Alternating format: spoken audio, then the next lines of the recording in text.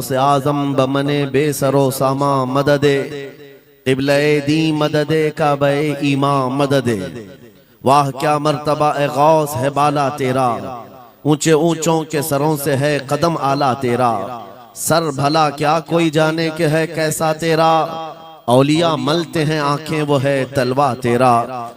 क्या दबे जिस पे हिमायत का हो पंजा तेरा, शेर को खतरे में लाता नहीं कुत्ता तेरा। अजीज़ा ने गिरामी वक़ार, आज की ये मजलिस पाक सुल्तानुल औलिया कंदीले समदानी महबूब रब्बानी सैयदना शेख अब्दुल कादिर जीलानी क़द्दसल्लाहु सिर्रहु शरीफ की बारगाह में खिराज अकीदत के लिए मुनक़्क़िद की गई है। और आज से ठीक 1 साल पहले मुमरा की सरजमीन पर मैं आपके सामने हाजिर रहा और जलसा भी था गौसे पाक का ही। फिर साल भर के बाद बराबर यही अय्याम थे। जमीन थोड़ी बदली हुई लगती है, लेकिन मिंबर पर मौजूद उलमा भी वही तकरीबन मुझे नजर आते हैं और सामने के चेहरे भी पहचाने नजर आते हैं और जलसा भी वही है। ये बात मैं इसलिए जिक्र कर रहा हूं तवज्जो के साथ। साल भर गुजर गया मुमरा में, मैं खिताब करके आपके पास से रुखसत हुआ, उस बीच मेरा आना जाना हो न सका। लेकिन इस 1 साल भर की मुद्दत में मुमरा वाले में से कोई एक बात भी बता दे, क्या कोई मेरे पिछले बयान से आज बयान करने के बीच का जो साल गुजरा है कोई फसाद हुआ है, या कोई कर्फ्यू लग गई है, या कोई फितना हो गया है, या लोगों में कोई भड़कने वाले मामलात हुए हैं, किसी के पास कोई रिपोर्ट आई है? और अगर नहीं है तो मैं ये बात खास तौर पर डिपार्टमेंट वालों से कह रहा हूं, जिनको हमारा नाम ले लेकर के ही इतना डराया गया है कि जलसा होते ही उनके हाथ पैर अलग अंदाज में रखते हैं, कि उनको ऐसा लगता है कि ये मौलवी आएगा अभी भड़काएगा और मुमरा में पूरी आग लग जाएगी। मियां साल भर पहले की रिपोर्ट भी आपके पास है, साल भर पहले भी इसी जगह से खिताब हुआ और आज फिर खिताब करने आए। उनसे मैं कहता हूं कच्चे कान न रखें, अच्छी रिपोर्ट लिया करें, अच्छी रिपोर्ट लिया करें। हम गौसे आजम के दरबार के कुत्ते हैं, हम फितना व फसाद मचाने या आतंक और दहशत फैलाने नहीं आते। हमको जो बोलना होता है वो खुफिया सुरंगों में नहीं, खुले मैदान में बोलते हैं। हमारी कोई खुफिया मीटिंगें नहीं होती, ढकी छुपी प्लानिंग नहीं होती। गौसे पाक के दरबार के कुत्ते हैं, खुले आम बोल रहे हैं, इसलिए कि आला हज़रत अजीमुल बरकत इमाम अहले सुन्नत मुजद्दिद वक्त अपने वक्त के अबकरी आलिम दीन है। लेकिन उनका भी हाल ये था कि वो डंके की चोट पर बोलते थे और लिखते थे, और फिर अपनी निस्बत पर ये फख्र भी करते थे कि मेरी किस्मत की कसम खाएं सगाने बगदाद, बगदाद के कुत्ते मेरी किस्मत की कसम खाएंगे। आला हज़रत फरमाते हैं मेरी किस्मत की कसम खाएं सगाने बगदाद, अरे हिंद में रह के भी देता रहूं पहरा तेरा। हम हिंदुस्तान में हैं, गौसे आजम के दरबार का पहरा दे रहे हैं। लेकिन साहब किसी को तकलीफ है तो मैं उनको एक बात बता दूं, थोड़ी बहुत आवाज हमारी ऊंची होती है इसलिए कि जिस दरबान के हम कुत्ते हैं उस तरफ अगर कोई उंगली उठाएगा भौंकेगे नहीं, फाड़ खाने की भी ताकत रखते हैं। मेरे अजीजों, कुत्ते का काम ही है, वो दरबान के दरवाजे पर होता है और वो निगरानी के लिए है। हमारी जुबानें नबी करीम सल्लल्लाहु अलैहि वसल्लम की इज्जत के लिए रखी गई, हमारी जुबानें, हमारी जिंदगियां अल्लाह के वलियों की हिमायत के लिए रखी गई है। और अगर उनकी हिमायत में ना बोले तो फिर क्या धोती कुर्ते वालों के लिए बोलेंगे? बात सिर्फ इतनी है कि स्टेज उधर भी लगते हैं इधर भी लगते हैं। आप चापलूसी किसी और की करते हैं और हम तारीफ किसी और की करते हैं। आप माल के पीछे भागते हैं और फिर आप मौजूदा हुकूमत जो भी मौजूद है उसके सिक्कों पर और उनके ओहदे पर और उनके मनसब पर देख करके आप बात करते हैं। लेकिन अल्हम्दुलिल्लाह हम फकीरों की आदत ये है, हम बरसों पुराने आबा व अजदाद से गौसे आजम के ही दरबार उनके ही गुलाम हैं। इसलिए कि हमने ये सुना भी है और पढ़ा भी है, हमारे यहाँ निस्बत पर फख्र किया जाता है। और कैसी निस्बत पर? अरे हमारे वक्त का मुजद्दिद जब इस बात पर फख्र करता है, या गौस तुझसे दर, दर से सग और सग से है मुझको निस्बत।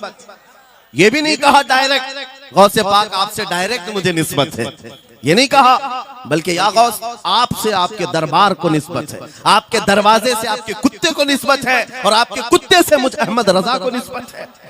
तुझसे दर, दर से सग और सग से है मुझको निस्बत। मेरी गर्दन में भी है दूर का डोरा तेरा, और इस निशानी के जो सग हैं नहीं मारे जाते। क्या बेहतरीन फार्मूला दिया है डरने वालों के लिए ही आला हजरत ने कहा। जो खौफ खाया करते हैं, खौफ न रख रजा जरा तू तो है अब्दे मुस्तफा। आला हजरत फरमाते इस निशानी के जो सग हैं नहीं मारे जाते। सग फारसी लफ्ज है और कुत्ते को कहते हैं। कौन सी निशानी वाले सग नहीं मारे जाते? जिस कुत्ते के गले में पट्टा होता है उसको नहीं पकड़ा जाता। म्युनिसिपैलिटी की गाड़ी भी आती है कुत्तों वाली, वो इंजेक्शन मार के जाते हैं या कुत्तों को पकड़ के ले जाते हैं। बहुत कुत्ते अगर आवारा हो गए, कंप्लेंट करो, कुत्तों को उठा ले जाएंगे। लेकिन उन उठा ले जाने वाले कुत्तों में अगर एक भी बेल्ट वाला आया तो छोड़ देंगे। क्यों? ये पट्टा बताता है इसका कोई मालिक है, ये आवारा नहीं है, किसी का पाला हुआ है। पट्टा बताता है इसका कोई मालिक है। और आला हजरत फरमाते हैं हमारे गले में कादरी पट्टा पड़ा हुआ है, और इस निशानी के जो सग हैं नहीं मारे जाते। हश्र तक मेरे गले में रहे कादरी पट्टा तेरा। गौसे पाक का ये निस्बत का पट्टा पड़ा हुआ है। ये अल्हम्दुलिल्लाह हमें बहुत सारी चीजों से महफूज रखता है। हमें जाहिर सी बात है आज इसी बात पर फख्र भी है। लोग मौलाना साहब कह रहे हैं हक बात कहना इस जमाने में नहीं, हर जमाने में दुश्वार रहा है, हर जमाने में दुश्वार रहा है। लेकिन ऐ नौजवानों, अगर तुम्हें अपनी निस्बत पर यकीन है कि मेरा पीर गौसे आजम जैसा है, मेरी निस्बत मुस्तफा करीम सल्लल्लाहु अलैहि वसल्लम से है, तो फिर खौफ किस बात का, डर किस बात का? इसीलिए हम डंके की चोट पर बोलते हैं, क्यों दबे जिस पे हिमायत का हो पंजा तेरा, शेर को खतरे में लाता नहीं कुत्ता तेरा। अजीजा ने गिरामी वक़ार, आज सुल्तानुल औलिया गौसुल आजम की बारगाह में हम खिराज अकीदत पेश करने आए। जो बातें मैं अर्ज कर रहा हूं वो गौर से सुने। करामात ये औलिया इकराम की जिंदगी का हिस्सा है, अल्लाह की तरफ से उन्हें दिया गया। करामत क्या है? ऐसा मुहय्यरुल अक़ूल काम, अक्ल को हैरत में डाल देने वाला काम जो आम इंसान नहीं कर सकता, आम इंसान की अक्ल में ना आए। अल्लाह के वली से सादिर होने वाला ऐसा कोई काम, उसको करामत कहते हैं। लेकिन करामत औलिया इकराम की विलायत को साबित करने के लिए जरूरी नहीं। औलिया इकराम की विलायत को साबित करने के लिए करामत नहीं दिखाई जाती, शरीयत पर इस्तिकामत ये विलायत की अलामत है। अगर वो मजबूती के साथ हर जमाने में अपने दीन पर जमा हुआ है, वो अल्लाह का वली है, वो अल्लाह का वली है।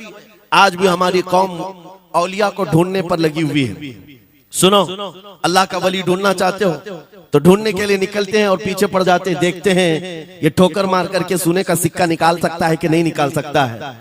औलिया को इन्हीं बातों पर आज भी लोग परखते हैं, सोचते हैं कि अभी बाबा आसमान पर उड़ेंगे तो मैं समझ लूंगा अल्लाह के वली हैं, पानी पे चल के दिखाएंगे तो मैं समझ लूंगा अल्लाह के वली हैं, मैं यहीं बैठा हूं अचानक मेरे पास पैसों का थैला खोल के दे दें अल्लाह के वली होंगे। यानी तुम एक जगह बैठे रहो, हलवा खिलाने वाले बाबा जिसको तुम समझोगे अल्लाह का वली है। मेरे अजीजों, ये जो चीजें तुम समझ बैठे हो अल्लाह के वली के लिए, ये जरूरी नहीं, बल्कि ये देखो कि वो नबी पाक की शरीयत पर कितना कायम है, मेरे नबी के रास्ते पर कितनी मजबूती से जमा हुआ है। मैं आपको पूछता हूं, सय्यदुश्शुहदा इमाम अली मकाम इमाम हुसैन आजम से बढ़कर अल्लाह का वली कौन? अल्लाह का वली कौन है? सारे औलिया इकराम की निस्बत वहां जाकर खत्म होती है।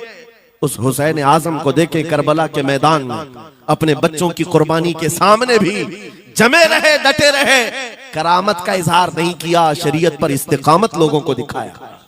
दुनिया में जैसी भी आफतें आ जाएं, मुसीबतें आ जाएं, अगर दीने मुस्तफा पर जमा हुआ है, इस्तिकामत के साथ खड़ा हुआ है, वो उसकी सबसे बड़ी विलायत है, वो सबसे बड़ा वली है।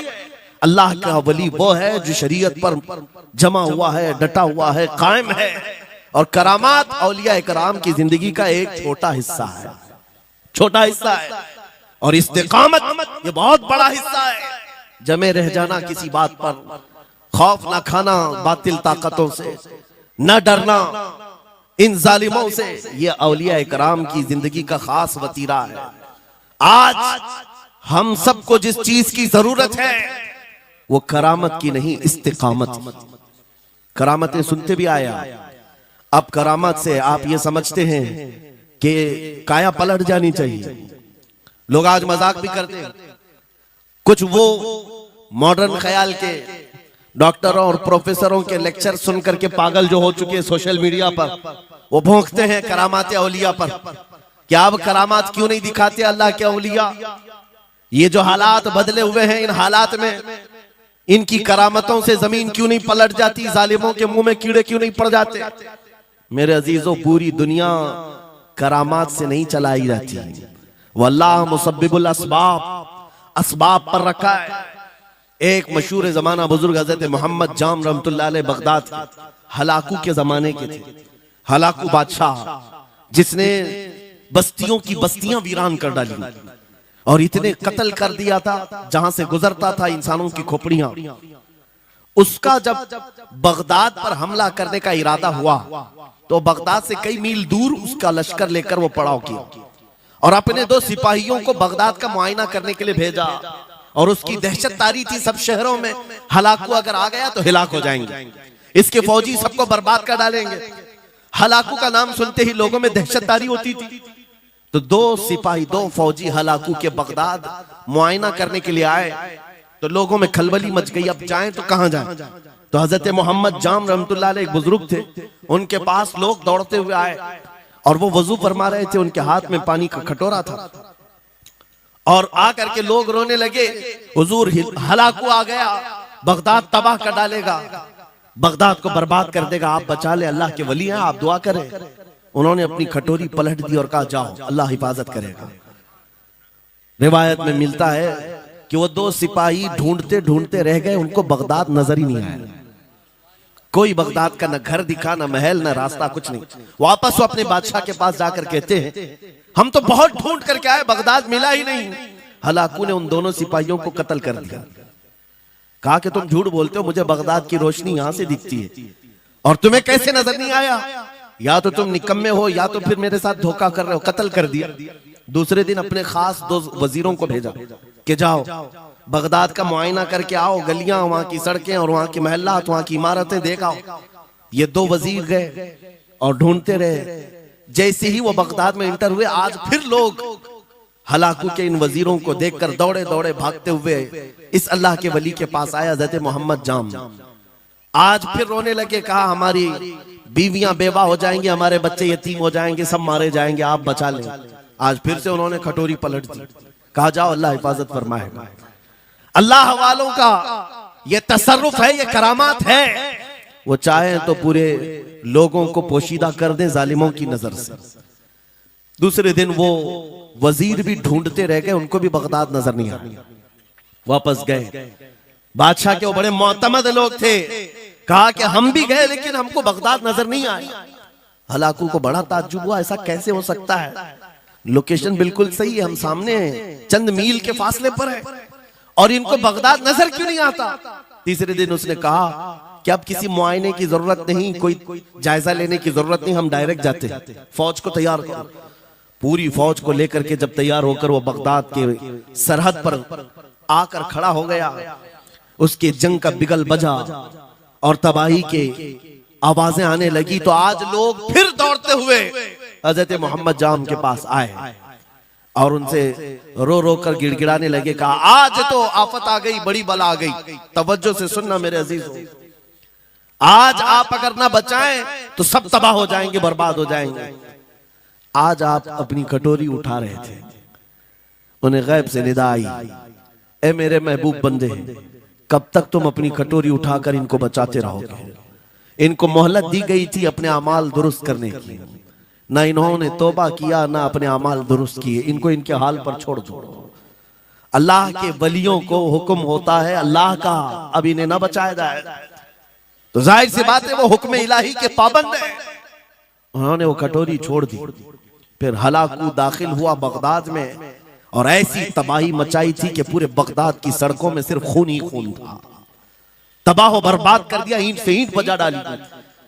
इस वाक़े को मैंने पढ़ा, उसके बाद ये महसूस हुआ अल्लाह के औलिया इकराम मदद जरूर करते हैं, लेकिन एक वक्त तक, जब वो वक्त आ जाए अल्लाह की तरफ से मना हो जाए कि ये कौम बड़ी सरकश है, अब इनकी मदद ना की जाए, तो फिर ये हाथ उठा लिया करते हैं और इनको हालात पर छोड़ दिया जाता है। अज़ीज़ान गिरामी वक़ार, औलिया कामिलीन की करामतों पर भौंकने वालों से भी मैं यही कहूंगा, वो चाहे तो पल भर में हालात हमारे बदल दें, चाहे तो जमीन को उलट पलट दें, लेकिन वो अल्लाह के हुक्म के पाबंद होते हैं। और लोगों के लिए ये बात है, नसीहत है कि जब ऐसे हालात आ जाएं, आप इधर उधर भागने की बजाय पहले अपने दिल की तरफ देखें, कहीं मेरे गुनाहों से दिल के धब्बे बढ़ तो नहीं गए, मेरा दिल सियाह तो नहीं हो गया। सच बताओ मेरे अजीजों, इतने सख्त हालात के बाद कितने लोगों को ऐसी तौफीक हुई कि रात का अंधेरा छा गया हो और तौबा करने का जज्बा बढ़ गया हो, रात के वक्त बैठ करके रोने लग गया हो। फिलिस्तीन के गज्जा के उन मुसलमानों की हालत सार को देखकर रूह अगर तड़पती है और तुम अपने अमाल की सेहत और दुरुस्तगी के लिए तौबा कर ले जाते हो, ये बहुत बड़ी नेमत है अल्लाह की। फिर तुम्हें किसी करामत के ज़ुहूर की जरूरत नहीं, तुम्हारा बदलना ही दुनिया के हालात को बदल देगा, सब बदल जाएगा। लेकिन अगर उन्हीं हालात पर बाकी रहे तो फिर करामत से भी तुम नहीं बदलोगे और ना हालात बदलेंगे, कोई चीज नहीं बदलेगी। इन्नल्लाह ला युगय्यिरु मा बिकौमिन हत्ता युगय्यिरु मा बिअनफुसिहिम। कुरान में मेरा मौला फरमाता है, बेशक अल्लाह ताला उस वक्त तक किसी कौम की हालत नहीं बदलता जब तक उस कौम को खुद अपनी हालत बदलने का ख्याल ना हो। हम अपनी जानिब से शुरुआत करें और फिर हालात खुद बदल जाएंगे, हालात खुद बदल जाएंगे। सरकार सैयदना गौसे आजम अब्दुल कादिर जीलानी रदी अल्लाह तआला अन्हु जिस हाल में बगदाद तशरीफ लाए थे, उस जमाने को याद करें, उस जमाने को याद करें। वो ऐसा जमाना था कि उस वक्त हक बोलना एक जुर्म हो गया था। शिया नवाज खलीफा मौजूद थे, हजरत अबू बकर, हजरत उमर का नाम लेने पर भी मस्जिद के दरवाजे पर कोड़े मारे जाते थे। ये वो हालात थे, उलमा की जुबानें गंग थी, बोल नहीं पाते थे, खुतबा क्या देना है वो बिल्कुल स्क्रिप्टेड, जो खलीफा वक्त चाहे बस उतना ही। आज जैसे सऊदियों के यहाँ ये रिवाज है, बादशाह की हिमायत में और बादशाह जैसा चाहे वैसी मस्जिद का मौलवी भी बोलता रहे। शरीयत क्या कह रही है, मेरे मुस्तफा करीम सल्लल्लाहु ताला अलैहि वसल्लम की तालीमात क्या कह रही है, इससे क्या सरोकार, बस उतनी बातें करो जितनी उनके बादशाह की हिमायत की। ये दौर गौसे आजम के जमाने का भी था। उस वक्त हक बोलना एक बहुत बड़ा जुर्म था, उलमा को कोड़े मारे जाते थे। आपको पता है उसी बगदाद में सिर्फ एक हक बात का ऐलान करने की वजह से इमाम अहमद बिन हंबल को 300 कोड़े मारे गए थे। उनकी पीठ झुक गई थी, उनकी रीढ़ की हड्डी टेढ़ी हो गई थी। कोड़ा किसको कहते हैं, कोई रस्सी को नहीं, चमड़े का वो बेल्ट जिससे वो मारते थे तो जिस्म की चमड़ी लग करके आ जाती थी। 100 कोड़े में तो आदमी मर जाता था, कोई बच गया बच गया। 300 कोड़े खाए उस इमाम की बात कर रहा हूं जिसको मेरे नबी की 5 लाख हदीसें याद थी। वो इमाम अहमद बिन हंबल इतने बड़े इमामुल हदीस कोड़े खाते थे तो किस बात पर, सिर्फ हक बात का ऐलान बरसरे पैकार करते थे, सबके सामने करते थे। उन्होंने कोई बादशाह की रू रियायत नहीं की, उन्होंने ये नहीं देखा कि ये क्या चाहते हैं, बल्कि हमेशा ये देखा कि मेरे नबी की शरीयत क्या चाहती है। मेरे अजीजों, यही बड़ी करामत है। गौसे आजम की बड़ी करामतों में से करामत ये है, उस जमाने में आप बगदाद तशरीफ लाए जब हालात ऐसे थे कि हक बोलना दुश्वार था, और आप जब मस्जिद पर खड़े, मस्जिद के मिंबर पर खड़े होकर ऐलान करने लग गए, हैबत ऐसी तारी थी कि कोई आपको रोक ना सका, और आपकी ये हक्कानियत की तबलीग फैलती गई। शुरू में 10 लोग, फिर 20 लोग, फिर 100-200, फिर 1000-2000। गौसे आजम ने चंद महीनों में जो खुतबात दिए, आपके खुतबात का आलम यह था कि फिर 70,000 का मजमा बराबर सुनने के लिए आया करता। और गौसे आजम का ये खुतबा एक नहीं, हजारों खुतबात हैं जब जब आप खुतबा देते थे, एक बात याद रखें, जुबान अगर पाक हो और अल्लाह की नबी पाक की शरीयत ताहिरा बोलती हो, उस जुबान में भला का असर होता है, अल्लाह करीम की तरफ से असर डाला जाता है। हक बात अगर बुलंद आवाज से कहो, ये मत देखो कि मैं कौन हूं, ये देखो कि कलाम किसका है। अल्लाह करीम लोगों के दिलों पर बात डालता है। गौसे आजम की जुबान से निकले हुए कलमात ऐसे हुआ करते, मजमा खत्म होने से पहले पता नहीं कितनों की तो लाशें उठाई जाती थी, कितने तो वहां बेहोश हो जाते। किस बात पर? इतना असर करता दिल पर कि लोग कपड़े फाड़ लेते थे। खुतबे के अंदर, बयान के अंदर ऐसा असर होता कि लोग बैठे बैठे मदहोश हो जाते, कोई जोश हाल में कपड़े फाड़ डालते। रिवायात में बताया गया कोई एक मजमा भी ऐसा नहीं जिसमें हुजूर गौसे पाक की तकरीर के बाद जनाजा ना उठाया गया। हर खिताबत के बाद, और बोलते क्या थे, हैरत की बात है मेरे अजीजों। आज बाज लोग ये कहते हैं हम भी बहुत सारी चीजें बयान कर रहे हैं, मैं अपने लिए भी नसीहत और सारे उलमा के लिए भी कहता हूं, लोगों के पल्ले नहीं पड़ती, लोगों के कानों में नहीं जाती। ये जुमा में आते हैं, सोते रहते हैं, जब इमाम खड़ा होता है नमाज के लिए तो ये झटका लेकर के खड़े होते हैं, बयान यूं ही चला जाता है। मेरे अजीजों, दो चीजों की पाबंदी जरूरी है। मैंने पढ़ा था इमाम अहमद बिन हम्बल नहीं, हजरत सुफियान सौरी रदी अल्लाह ताला, हजरत सुफियान सौरी नसीहत कर रहे थे, और जब वो नसीहत करते तो लोग रो पड़ते थे, आखिरत को याद करते, कब्र की होलनाकियों का तज़किरा करते तो लोग रोने लगते थे। एक बंदा था, वो मजलिस में आया करता और खामोश बैठता, और उस पर कुछ भी असर नहीं। एक दिन उसने पकड़ करके पूछा हजरत सुफियान से, आप जब बयान करते तो लोग धाड़े मार मार कर रोते हैं, मुझे तो कुछ नहीं होता, मैं तो ऐसे ही बैठा रहता हूं। आपने क्या फरमाया? आपने ये नहीं फरमाया कि तू बदतमीज है, तू बदमाश है, तू बदअमल है। फरमाया दो में से एक खराबी हो सकती है, या मेरा दिल खराब होगा या तेरा दिल खराब होगा, इसलिए कि मैं बात रसूलुल्लाह की कर रहा हूं, इसमें असर तो होगा ही। दो में से कोई एक खराब होगा, ये नहीं फरमाया कि तू ही खराब।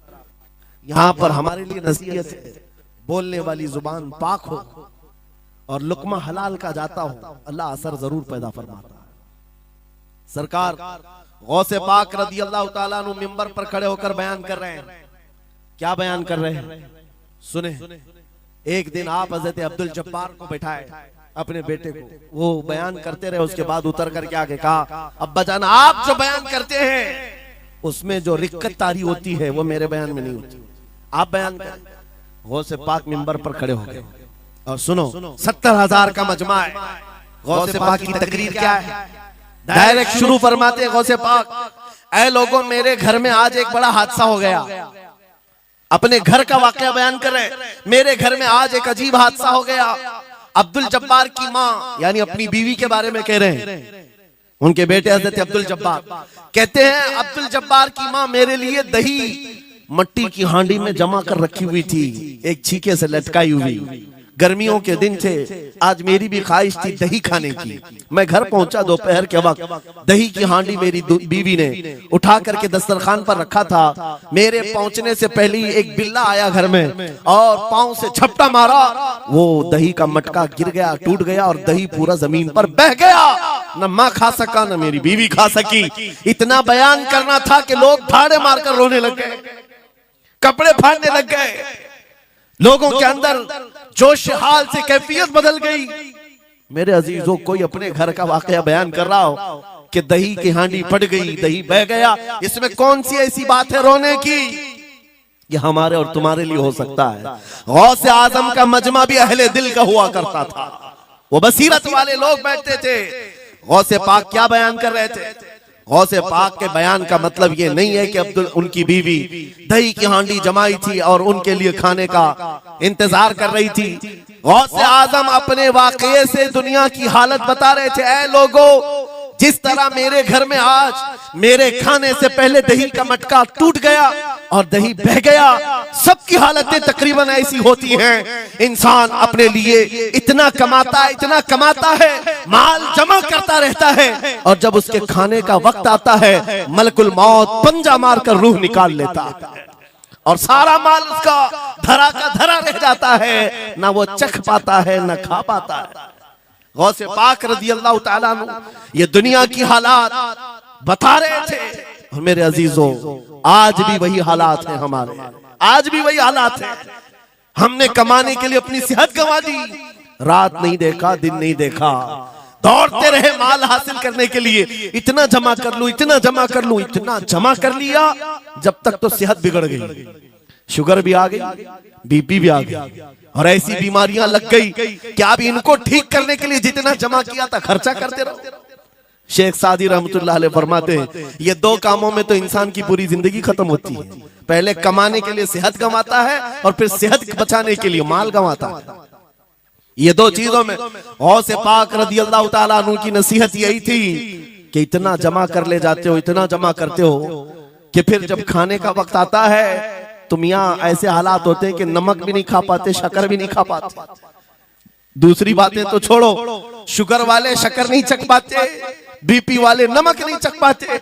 अरे ये बड़ी छोटी चीजें हैं, और माल देखो तो करोड़ों का है, अरबों का है, अरबों का माल पड़ा हुआ है, नमक नहीं चख पाते, शक्कर नहीं खा पाते। किसके लिए जमा किया था? और थोड़ी और बड़ी बीमारी हो गई तो पानी भी नहीं पी पाते, डायलिसिस चल रहा है, किडनी खराब है।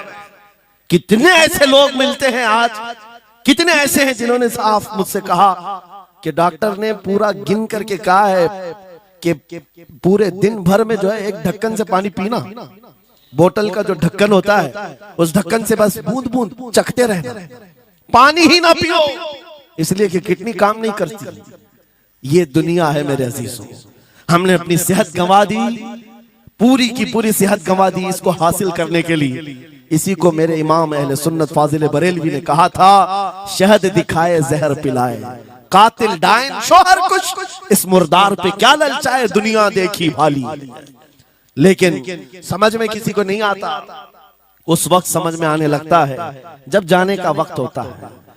जाने के वक्त हालात ऐसे होते हैं, मैं अक्सर अपने टूर में देखता हूँ, उमरा पे जाते हैं, बगदाद पे जाते हैं, खूब आयश से रहते हैं, सबको पता रहता है प्लेन में सिर्फ 30 किलो का अलाउड है, लेकिन मार्केट में जाते हैं तो उनको कुछ खबर नहीं होती, सब खरीद रहे होते हैं। हो जाएगा, खरीद करके लाकर रूम में भर दिए, और आज शाम में जाना है तो ठोस रहे हैं इस बैग में उस बैग में, नहीं घुसा। और उसके बाद फिर एयरपोर्ट पहुंचे तो कभी इसको रिक्वेस्ट कभी उसको रिक्वेस्ट, थोड़ा हमारा भी ले लो, थोड़ा हमारा भी ले लो। अरे वहां सबका 30 है, कोई लेने को तैयार नहीं। फिर खरीदा हुआ वहीं छोड़ करके हसरत भरी निगाह से देखते जाते हैं, किसी की खजूर छूटी हुई है, किसी के मुसल्ले छूटे हुए हैं, किसी के कपड़े छूटे हुए हैं। हर बार हम एयरपोर्ट पे देखते हैं, छोड़ करके जा रहे होते हैं, बड़ी हसरत से देखते हैं। मेरे अजीजों, ये कोई लतीफा नहीं, सेम यही हालात जब दुनिया से जा रहा होता है एक इंसान, मरने से पहले उसकी आंखें फटी रह जाती हैं। क्यों कहा गया है मरने के वक्त सबसे पहले उसकी आंखें बंद कर दो? क्योंकि वो अपना माल देख रहा होता है, अपनी औलाद देख रहा होता है, अपना घर बार देख रहा होता है। मैंने इसको बनाया था, इस तरह से कमाया था, इस तरह से इसको पाला था, ये सब देखता रह जाता है। उनमें से किसी चीज को उठा भी नहीं पाता, ले नहीं जा सकता, यहां तक कि ऐसी हालत होती है खुद जा भी नहीं पाता, दूसरों के कंधों पर सवार होकर जाना पड़ता है। ये दुनिया की हकीकत। गौसे पाक की तालीमात अगर पढ़ते रह जाओ मेरे अजीजों, तसव्वुफ का एक ऐसा किला है, गौसे पाक की तालीमात काफी है तुम्हें तौबा करने के लिए, दुनिया में दिल लगाने के लिए और उससे दिल हटाने के लिए। गौसे पाक की तालीमात काफी है। आपने फरमाया था दुनिया में ऐसे रहो जैसे कश्ती समंदर में चलती, कश्ती समंदर में चलती है, यानी पूरे भरे हुए मौजों के पानी पर कश्ती चल रही है, लेकिन उसका कुछ बिगड़ता नहीं है। हाँ, अगर पानी कश्ती के अंदर आ गया तो फिर कश्ती के लिए खतरा है, डूब जाएगी। तुम दुनिया में ऐसी रहो कि तुम्हारे अंदर दुनिया ना आए, तुम दुनिया में हो, तुम्हारे अंदर दुनिया ना आ जाए। अगर तुम्हारे अंदर दुनिया घुस गई तो डूब जाओगे।